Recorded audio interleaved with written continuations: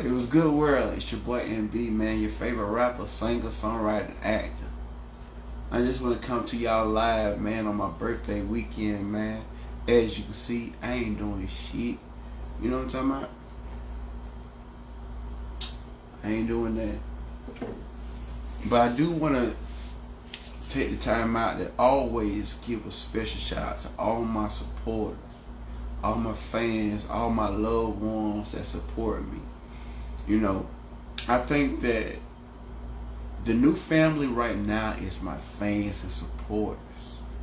I don't consider, I got to reflect and understand the fact that I do have family.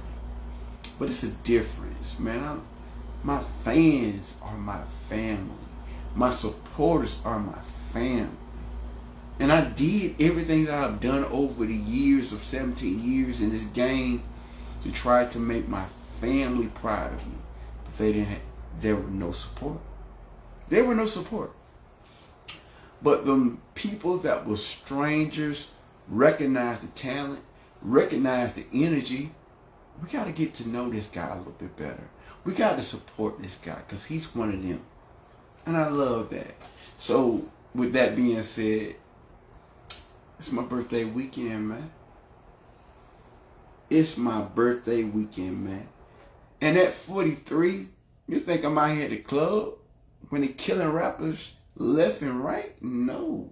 Nah, I'm at the spot. I'm chilling.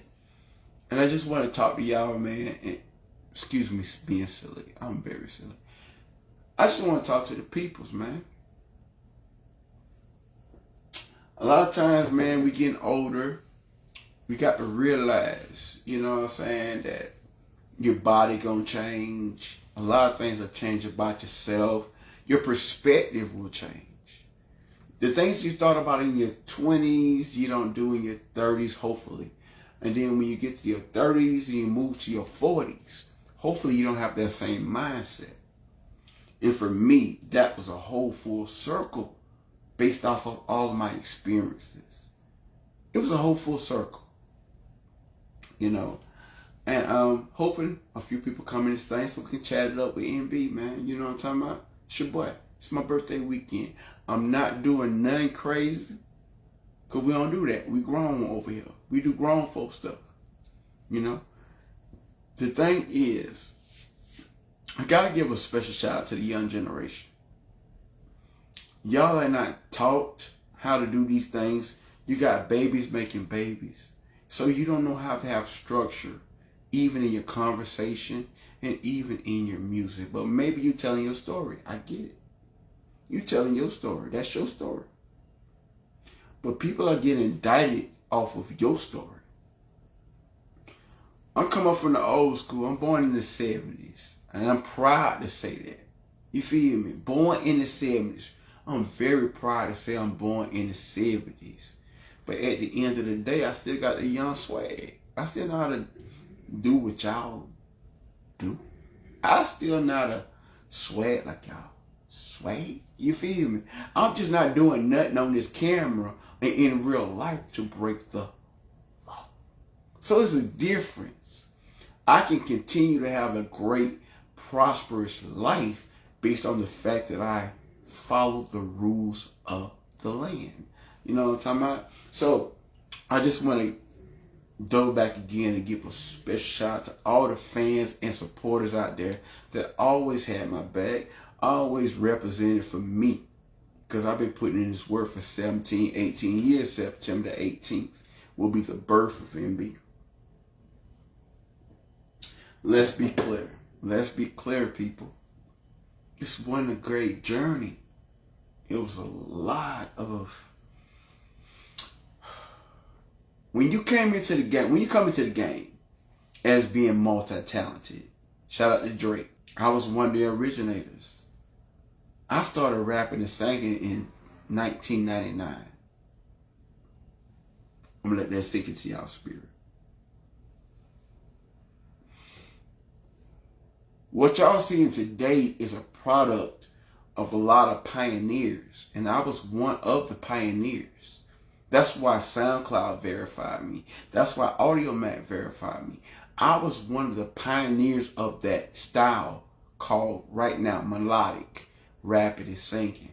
I was doing that in 1999 in high school when we was freestyling. I'm gonna tell you one of the greatest freestylers that I've ever seen off the top of the dome, S. Wayne. And I picked up that whole, like, I say, bro, you rapping. If I can freestyle with S. Wayne in high school, I knew that I had something. I knew I had something. But at the same time, I wasn't confident because I watched S. Wayne go on tours. I watched S. Wayne go to class and don't show up because he was my idol. You don't supposed to have idols when you NB, but guess what? He was already in the game before me, before NB. S. Wayne was one of them guys that had the whole city for the freestyling and battling. But I said to myself, I want to be a whole other artist.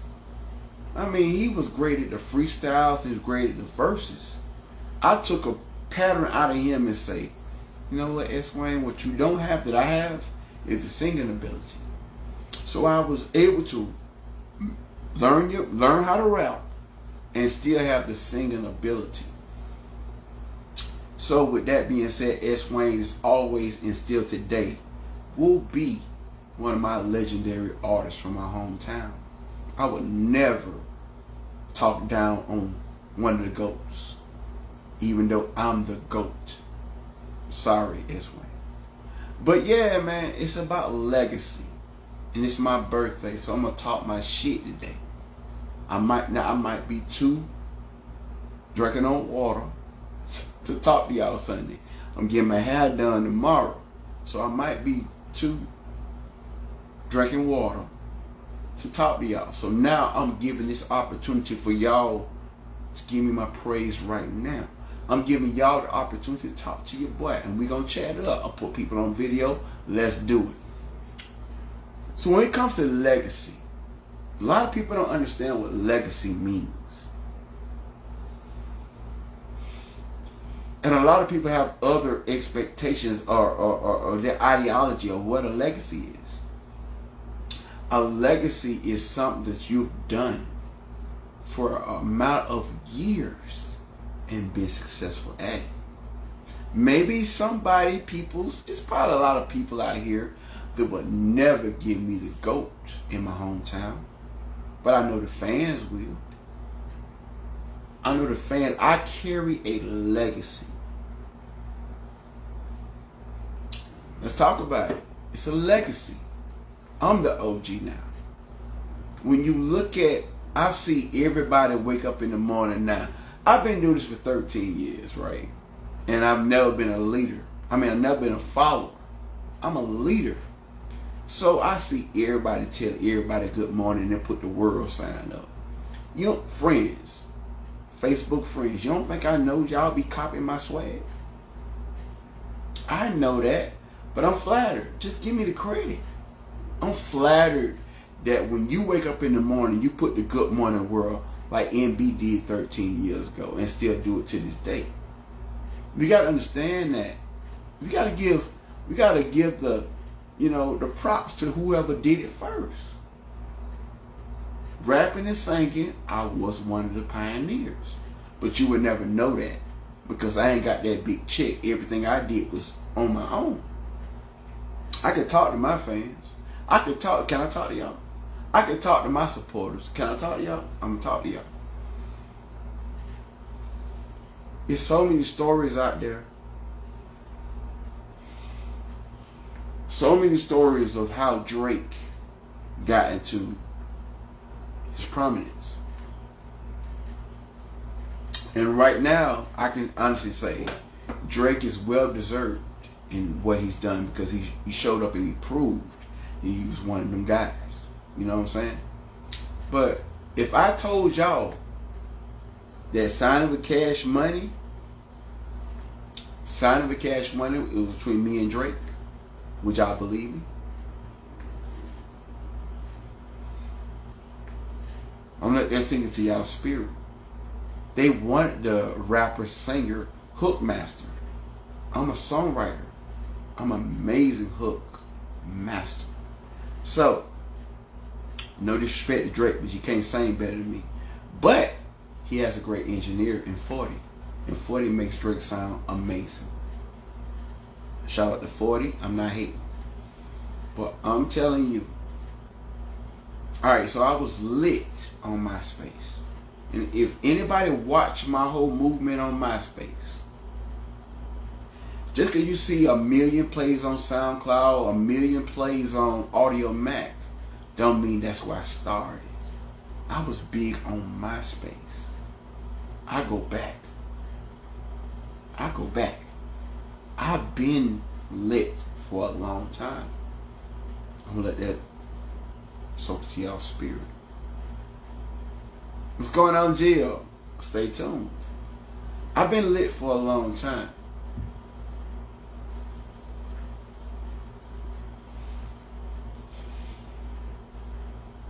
When Mary J. Blige hit my mama up, they hit me up personally. But Mary J. Blige, Howard Hewitt, a lot of celebrities, because I was so lit, they couldn't get to me on MySpace. They went to my mama. That's why mama support me today, because she know that I'm great. They were saying, your son got it. He got something. He got a twang in his voice. He don't sound like everybody else, and he write his own stuff. That's when I started to believe in myself on MySpace. I had over, in my hometown of Douglas, Georgia, in my mama, in my room, but my mama house, I had over 200-some thousand followers on MySpace. Racking up over 13 million plays on MySpace.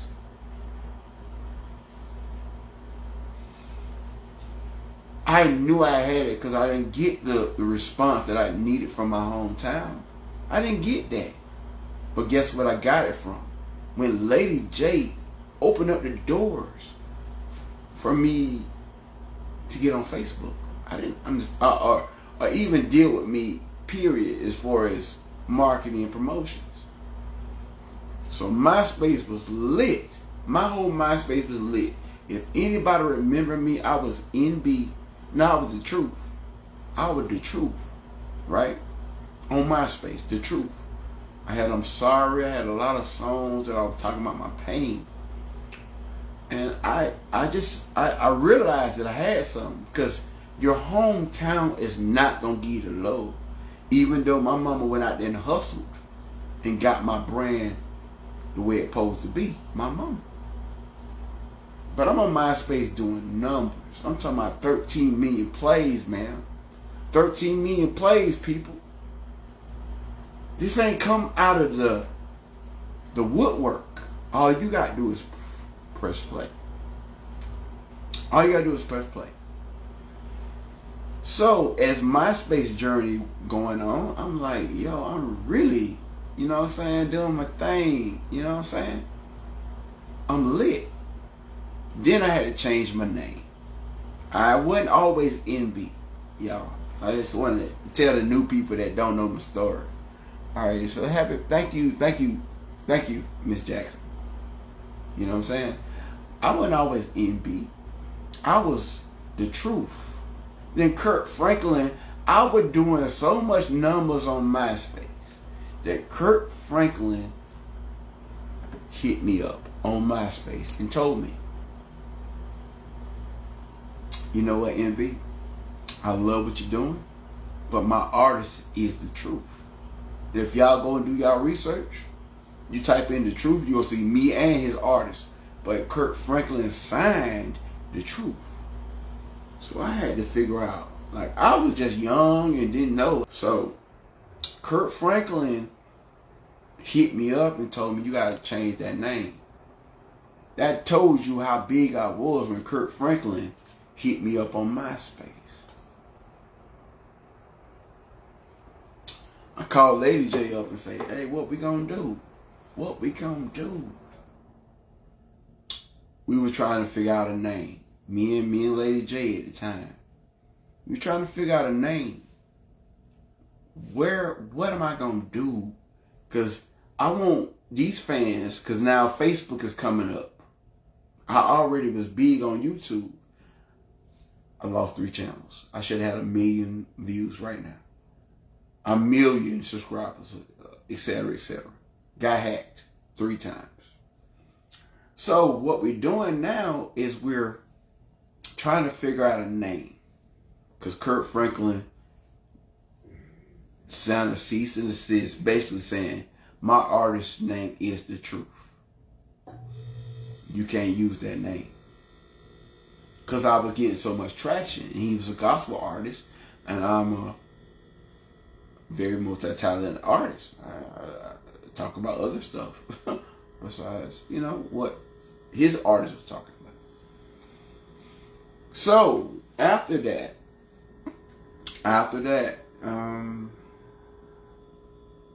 we went to a lot of things. I'm saying, how am I going to convert? How, in my silly age, going to convert my fans to Facebook? Because that's what Facebook kind of rised up. How am I going to convert my fans to know that I'm the truth? Right? Because I had built up so many followers in my music. And this was early in my career. I said to myself, I'm going to be NB, aka The Truth. That's when I started doing a lot of shows in Atlanta. I wanted to kill the truth, but I wanted to make sure that all my fans knew that I was the truth. But I wanted to usher in NB. I wanted to usher in NB. So the way my brain thinks, I was like, I don't lose my fans because they're going to Google The Truth and find Kurt Franklin artists. You feel me? So what I did was I put NB, aka The Truth, on MySpace. NB, aka The Truth, on MySpace. I started getting booked in Atlanta, shows. I did a lot of shows in Atlanta. Kurt Franklin came back. Because my shows was doing numbers. Kurt Franklin, you need to leave me alone, nigga. Because I'm about to stomp you. Alright, so look. I'm like, why are you doing this to me, bro? I put my name. We realized that Norris Bennett is a very good sale. Because based on T-I-N-B. Boom. That it works. My name, Norris Bennett. It works. B. It works. But Kurt Franklin said, you gotta kill to hold the truth, or we gonna sue you. I ain't want no smoke with Kurt. You know what I'm talking about? I don't want no smoke with no gospel artist, bro. You know, that wouldn't look good for my own resume, and he's a very famous man.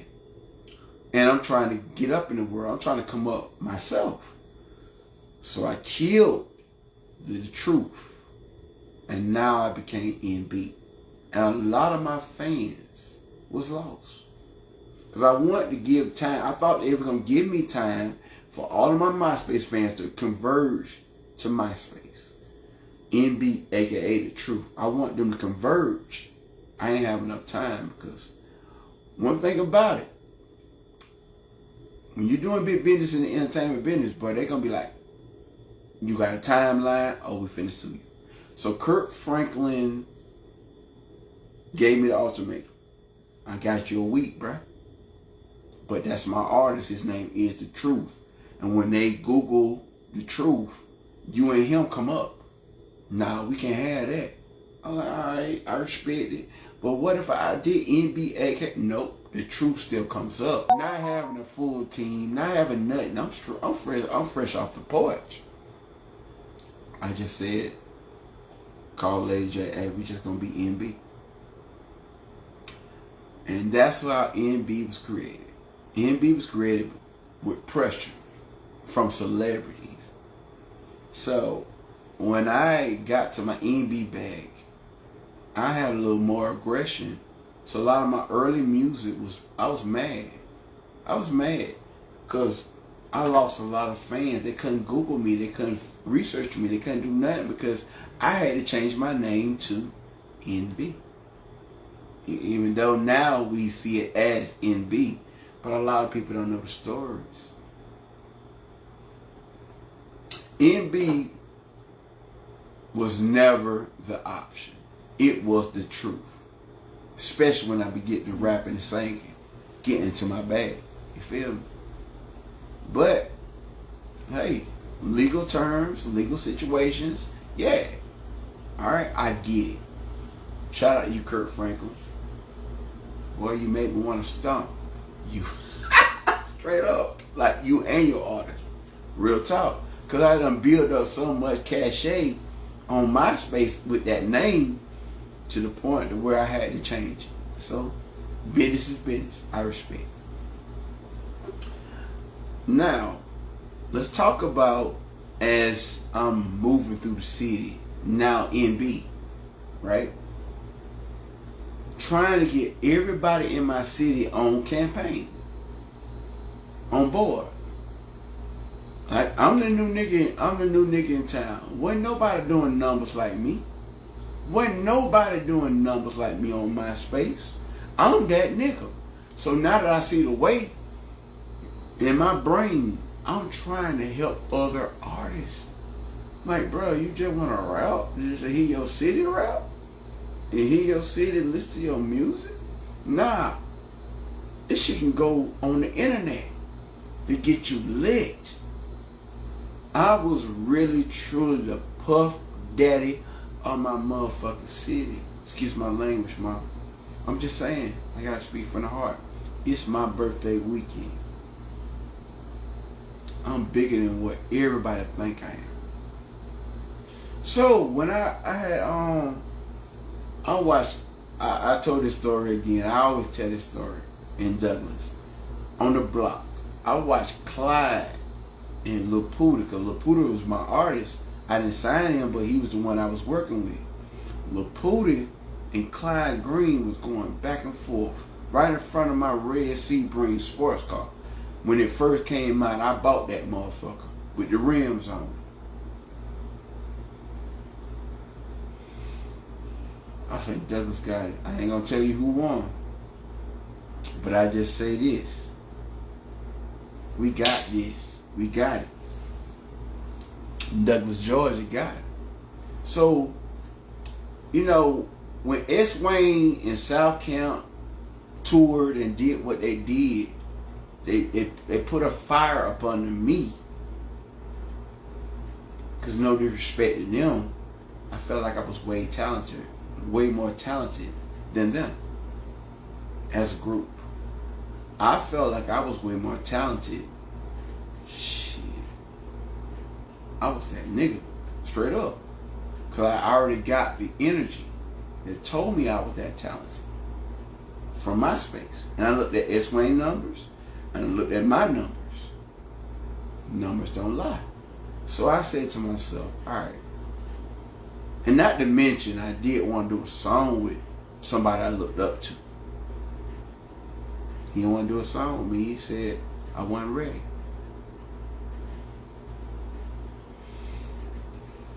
You know, I'm older than S. Wayne. Let's be real clear. But when you're in the same peer, same class, and you see somebody that's great, you want to go into that greatness with them, right? Because you idolize them. I idolize S. Wayne. I still say, I'm Miss Wayne. You want to know me? Check this child. Look, that's my favorite. I'm a Georgia boy. And I sing that song every day. But he didn't want to do a song with me, man. And he was the hottest nigga in the city, in Douglas, Georgia. I go hard in the paint. Man, look, bro. I was like, man, just let me sing hood for you, bro. Cause I knew structure. You could rap your ass off. Just let me do a hook. We'll fuck the city up. He told me I had to work for it. S. Wayne, I guess I work for it now. But at the end of the day, that's not a shot to him. That's a legendary salute. All I'm saying is this. We talking about legendary status. We talking about hard work, perseverance. I did that because I believed in my future. I believed in it. Swear to God. I believed that I was going to be the greatest, not only the artist in Douglas, Georgia, I believed that I was going to be the greatest artist of all time. And here this nigga Drake. We both came into the game. I did the singing and rapping in 1999. He did it in 2006. But he probably was doing it. And then we had MySpace. Cash Money hit me up. Cash Money hit me up to fly us out, but we had to buy our own ticket for a whole competitive shit. I would have slaughtered Drake in some R&B shit, but he would have killed me on the rap. But I think we both could have signed the Cash Money. You feel me? But we didn't have the money at the time. So Drake ended up going there with that Degrassi money. And then that's when he got the deal with Cash Money. See, a lot of people don't know the history of NB. NB is a thing. It's stories behind stories when it comes to a lot of people not trying to deal with that guy. Because he was a threat. He already started rapping this thing. As I'm killing every show in Atlanta, now I moved to Atlanta. My mama gave me her blessings. I'm killing everything. But I'm coming from the B.O.B. era. A lot of people don't understand the B.O.B. era. B.O.B. had Atlanta locked down. I'm right there in that mix of performing next to B.O.B. Shout out to the scammers and the hackers. He took my damn YouTube channel down 2 times. But I'm just saying, I was one of them that they was marketing to be one of them. Rapping and singing. So Def went to sign me.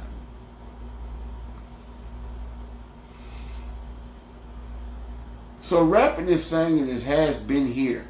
Now you see a melodic. You see a melodic sounds now. I'm talking about 2008, 7, 6. I've been doing it since 1999. But now y'all starting to make it, it's cool in 2022. Let's be real clear. NB talking now. My birthday's Sunday. Let's talk about legacy. Let's talk about who the first people to do this and do it well. I can pat myself on the shoulder and say I'm 10 million, 15 million sold singles.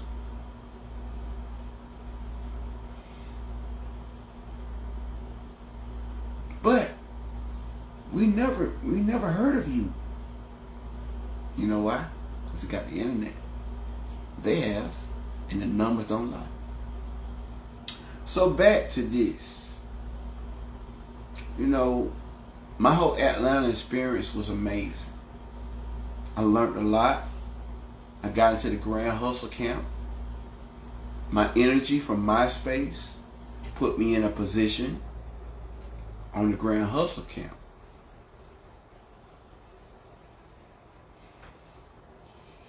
T.I. wasn't there, so I can't blame him. But he's the one that should be sued, but T.I. wasn't there.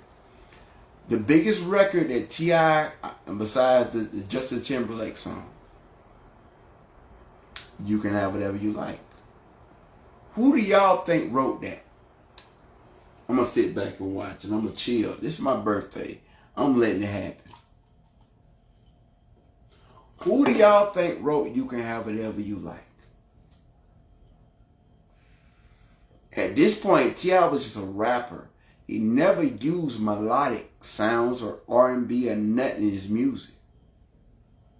I introduced him to another, because I've been doing it 6 years before he even did that. You can have whatever you like. NB. I penned that shit. I penned the melodies. He wrote it. Let's be real clear. But I penned the melody and I gave certain points.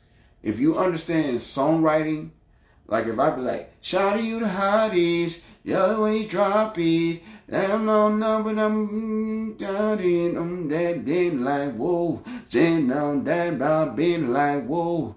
You get what I'm saying? That's all me. So a great engineer made his voice, cause we all country niggas. We country niggas. This is what I was doing. And they recorded me because I could freestyle. Damn, done, then like, whoa, I'm landing on night. No,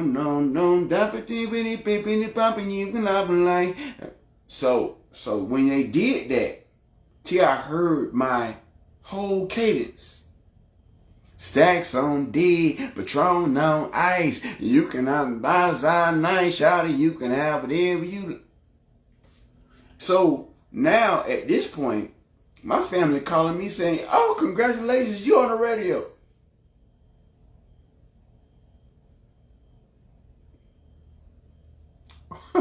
What song?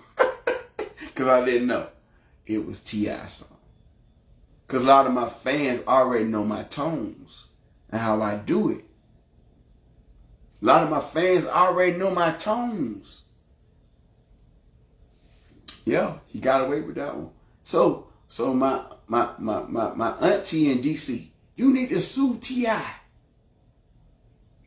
Even though T.I. had nothing to do with it. You need to sue T.I. No.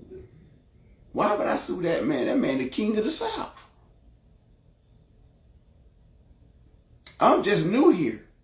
I'm trying to get my goddamn foot in the door. You feel me? As an artist, as a songwriter. So, I let it go. Didn't do nothing. Because I had a song called Let's Ride. And T.I. can't heard that. I know you see me in it. And it's a lot of stuff that in that R&B rap singing that T.I. picked up because of me. Because of me. Shout out U-Tip, but you know, it probably when you're doing, because sometimes people, when you so big, you don't understand what song you taking or what song or energy you get. So I had to, as me being now 17, 18 years in the game, I know that T.I. didn't watch me and take my style. But I know for a fact that the engineers and the people that's around his team that say, T.I., this is a new sound. You need to jump on this. You need to jump on this. We had a guy here. It was Grand Hustle Records. It was a studio. Thank you, Queen. You know what I'm talking about? Yo. It was Grand Hustle Records. So, with that being said, I missed out on the bag.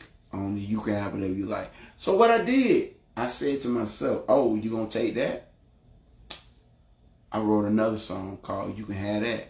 I want y'all to Google NB, You Can Have That. On YouTube or whatever, on Google. Type in N.B, You Can Have That. You can see the resemblance. Because I say, if you took my song, I can make it better. And if you don't put the money behind it and just listen to the songs in comparison of just listen to music and not worried about the money, you're going to say my song better.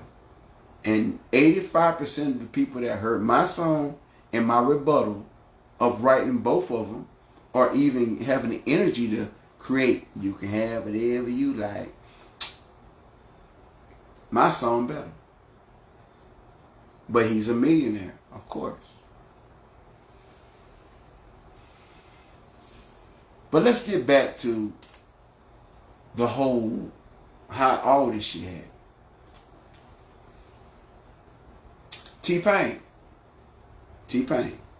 And everybody want to know the story. I'm going to give it to you. Nappy Boy Records. What's my name? NB. Nappy Boy Records.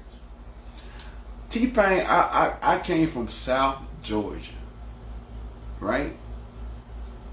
Probably about 2 hours from Tallahassee. So at that time, T-Pain wasn't T-Pain. Him and his father was trying to get everything together.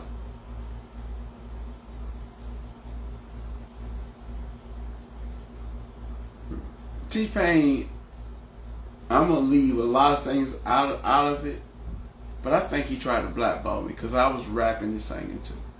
But I wasn't using auto-tune, I was really singing. You feel me? T-Pain created his company, Nappy Boy. Like, bro, ain't nothing. He wanted to kill the whole brand of NB. And he did it. He did it. He did a great job. Congratulations to you. I'm just saying, he did that. Never wrote a song for T-Pain. T-Pain is a GOAT. He's one of the greatest songwriters and auto-tune experts of all time. But we was so compared that he wanted to sign me. T-Pain ended up being a superstar, and I end up doing what I do. But it's a lot of, like, the fans, the core fans, don't really know what artists have to go through to break through. They think that the music ain't good enough. My numbers show that I'm good enough. It's just certain people don't want to accept you in. So what I have to do is rely on the fans. And that's what it was kind of confused about. Like, how's he getting these millions of views? And we ain't co-signing him. Because I went to TV. Let's talk about it. I went to TV. I went to TV and started being an actor. And with that TV money, I used it and created NB Promotions. Y'all tried to take me, didn't want to accept me in the music game. It's mainstream. I took that money from South Beach Toe to Ballers to everything I've Alvin and Chipmunk to everything I did, and I created NB Promotions. Okay? If I can't go in this door, it's another motherfucking door. Let's be real clear. It's another door. So I went to marketing and promoting other celebrities. Let that sink in. Because now I'm blackballed from T.I. and T-Pain. And I do have a merger. With my style, I do have a merger of both.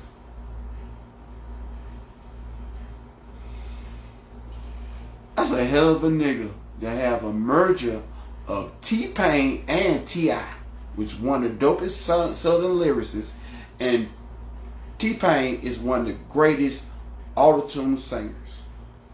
I got it in me without even doing auto-tune.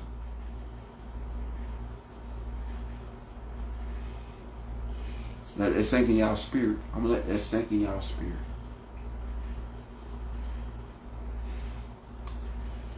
Oh, not to mention, it's my birthday weekend. I just want to say this. They blocked me out the game, but they taught me a hustle that I didn't even know. Independent. Getting y'all behind me. Getting Facebook, getting Twitter, getting YouTube, getting everybody behind me. I was like, wow. Okay, that's where I want to go at. That's where I want to go at. Because you're not going to stop me. I don't want to be famous. I want to talk to my peoples. I don't want to be famous. Fame, I done did that on TV. Got on TV. South Beach Toe. It was lit. It was up and it was stuck. 19 million goddamn views on my episode. Not to mention the commercial. So when one door closes, another one opens. Let that sink into y'all spirit. When one door closes, another one opens. They didn't realize I was stupid. They didn't realize that I was talented in a lot of areas, not besides rapping and singing. I'm a personality. That director, let me talk. Let me give y'all how that happened. It's my birthday weekend, y'all. I called my mama in 2014 and said, Mama, this is 10 years in the music business. I said, Mom, I'm already viral on MySpace. I did all that. I'm done with it. I ain't getting nowhere really. I ain't making no money. I said, Mom, I want to get in acting. My mama called me and told me, you can do it. You're a personality. You write all your music. Nobody writes your music but you. So you can do it. You already on YouTube. Show what you got. I said, all right. 2 months later, I got an audition for South Beach Toe.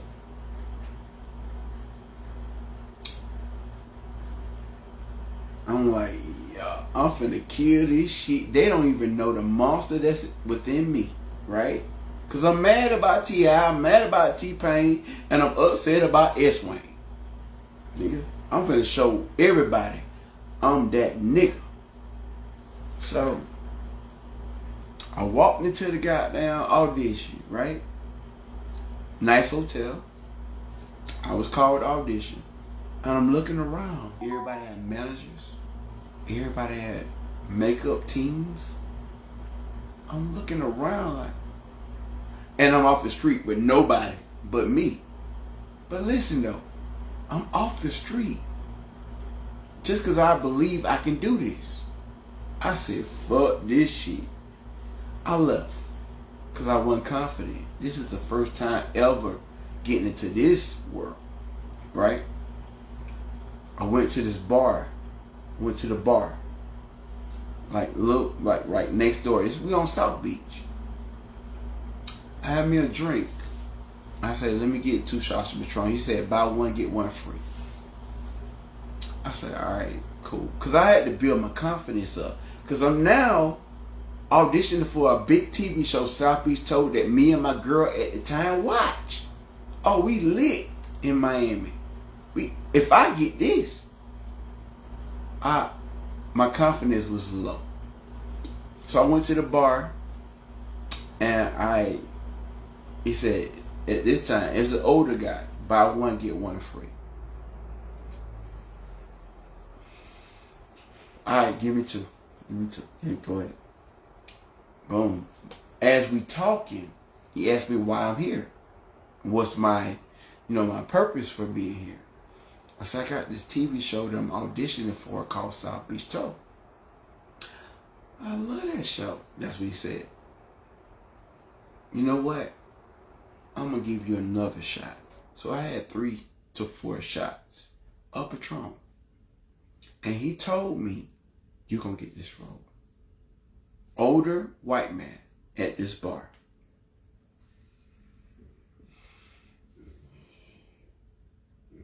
Now I'm in my zone.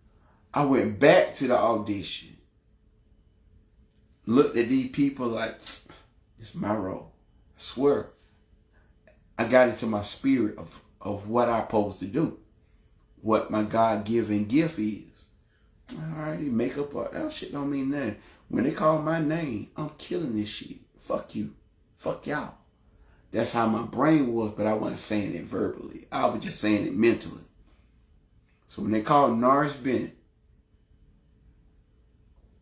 I walked up in that motherfucker already funny. Hey, goddamn, y'all didn't make the goddamn walk. I was already in my element because I'm naturally funny. So it just took the Patron to kick in the funny because I was nervous. But goddamn, but I thought y'all was a real production. Y'all got these little ass cameras. I already had them laughing. And they was laughing. It took them a minute to film me because I said, Shawty, your shoes look like you're real tight, goddamn. You need to get you another size. I just went jumping on everybody because now I'm in my element. I'm a funny ass nigga. And then when they put that camera on, they died laughing. when they told me certain scenarios, boom, now I already got them laughing.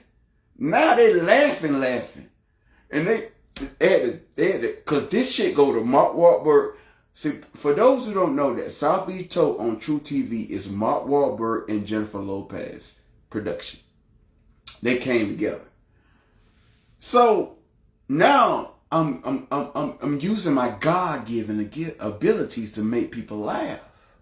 I've been making people laugh for years, even in childhood, even in high school. I was that guy. So, all right. So one of the people that was in the back, all right, we're gonna film you. All right. Scenario is blah blah blah. Boom, made them laugh again. Made them they had to cut the camera because they gotta be professional. They did not know that they was really dealing with a raw, talented artist. They knew I got picked because I was a rapper, singer. And that's what the role they wanted. But they didn't know I had comedic timing. They didn't know it. So as I'm making these people laugh and destroying it, and I might even twerk a little bit. Just be stupid, because this is my opportunity. You don't get but one opportunity to do it. And I did it. When I left this audition, they still had 1,000 people out there with managers and everything out here. Because they were prepped. I wasn't prepped. I came off the fucking street. Guess who got it? One of the ladies whispered, we don't have to film nobody else, but we got to do it for Hollywood. They have to send all these reels to Hollywood. They say, we don't have. He is the one. He is the one. 10 years of trying to be on TV, trying to be on movies, trying to get my music heard. All I had was one phone call with my mama. And I auditioned. Went to that bar. Got me a little couple shots of Patron. We just doing this for Hollywood now. Because they want to see who we all interview. You got it. We're gonna make a recommendation for you to get that role. So I went back to the bar because the older guy told me I was gonna get it. I went back to the guy. It's a teary moment. I said, where's the white guy at the bar? Where's the white guy? There's no white guy that works here. No. He older. No, he older. He got like gray like beard and stuff. No. None of that works for us. No. He gave me, y'all got a 2-for-1 special, right? Yeah, but we don't have nobody that meets that description. I was like, alright. I walked out of that motherfucking bar and cried. Then I thought about it. That was my guardian angel. That was an angel. That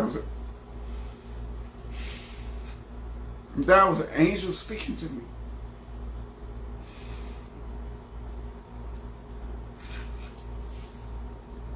I did that shit.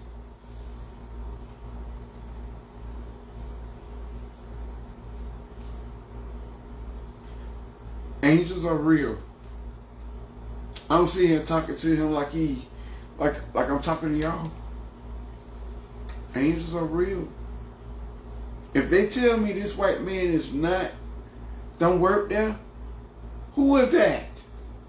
And that's a real story.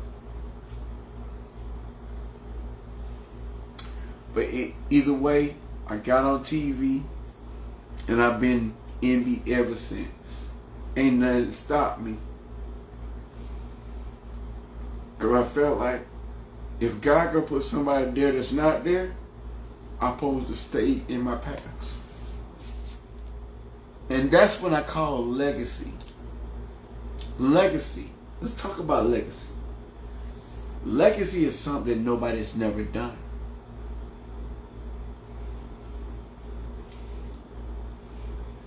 In your hometown. These things should manifest to people looking up to you. People saying, damn, you the first young black man to be on TV. Legacy. Gold record. I ain't saying going viral. I'm saying gold record. These are physical copies. I mean streaming, but you know, that's the new world. Legacy. First person to have their own shoe. Let's talk about it. Legacy. These are things that when I got on that TV show, that showed me on national TV that there's nothing I can't do when it comes to God. Because I didn't believe in myself. But when I did that, I got extra belief. Because I realized I'm kind of dope. And it's coming from a person who's been bullied all his life.